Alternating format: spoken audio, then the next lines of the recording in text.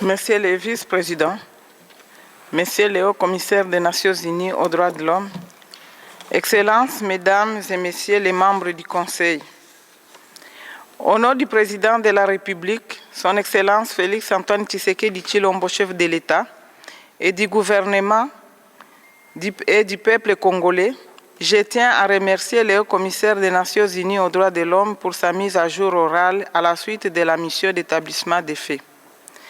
Instituée par la résolution S-37-1 sur la situation des droits de l'homme dans l'Est de la République démocratique du Congo sur demande de mon gouvernement, cette mission témoigne de la volonté de mon pays de faire toute la lumière sur les crimes graves et récurrents qui endeuillent les populations dans sa partie Est. Par ma voix, mon pays salue le démarrage effectif des mandats de la Commission dans un contexte sécuritaire préoccupant, exigeant de ses membres un courage exceptionnel face aux multiples entraves posées par les forces d'occupation. Monsieur le vice-président, pour l'essentiel de la résolution ci-citée, condamnez avec la plus grande fermeté toutes les violations persistantes des droits de l'homme et atteintes à ses droits, et épinglez particulièrement les violences sexuelles et basées sur le genre liées au conflit.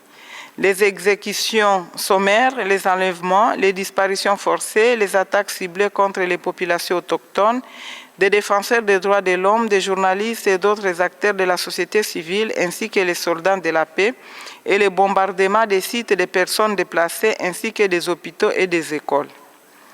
La même résolution condamnait aussi avec fermeté l'appui militaire et logistique de la force de défense rwandaise au M23 et AFC, qui malheureusement continue d'entraîner de nombreuses victimes civiles, de nouveaux déplacements et un traumatisme important au sein de la population.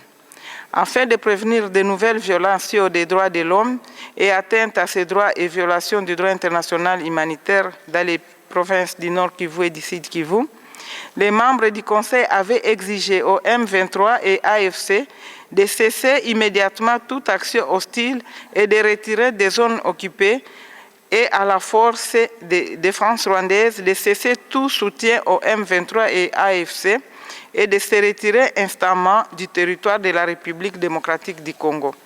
Malgré cette exigence du Conseil, le gouvernement rwandais et son armée font la sourde oreille et renforcent au contraire la présence de leurs troupes sur le territoire congolais et continuent d'appuyer militairement, logistiquement les M23 et AFC dans leur violation massive et grave des droits humains des populations dans ces deux provinces avec des conséquences humanitaires désastreuses.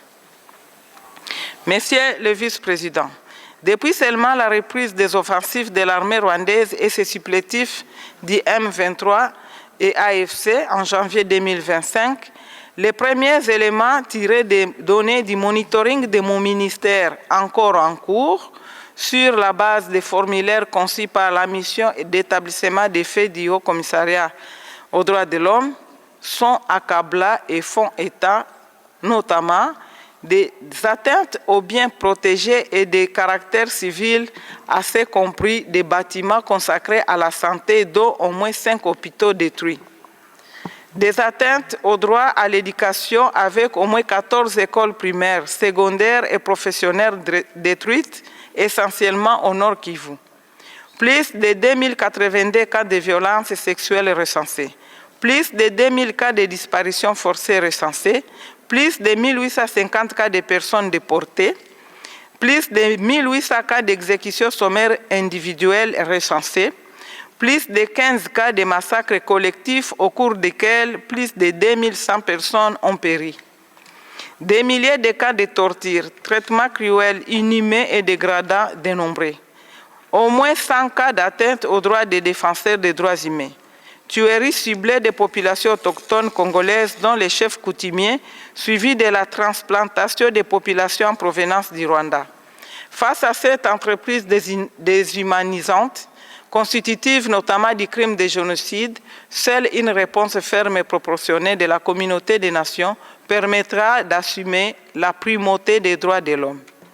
L'ère de la complicité passive est donc révolue. Monsieur le Président, Dans un contexte des impératifs liés à la défense de sa souveraineté et de son peuple, mon pays reste pleinement conscient que certains faits graves ont été mis à charge d'éléments de ses forces armées ainsi que des réserves dont le Wazalendo. Ces faits isolés ont été réprimés de la manière la plus rigoureuse. Monsieur le Président, Monsieur le Vice-président, mon gouvernement réitère son attachement indéfectible aux droits fondamentaux des victimes, notamment leur droit à la vérité, à la justice, à la réparation. À cet égard, il a fait le choix de l'action et s'est résolument engagé sur la voie de l'implémentation de la justice transitionnelle, incluant à la fois les volets répressifs, réparateurs et mémorial. L'adoption au mois de mai dernier d'une politique nationale et de deux projets... Madame, if you could conclude. Merci. Oui.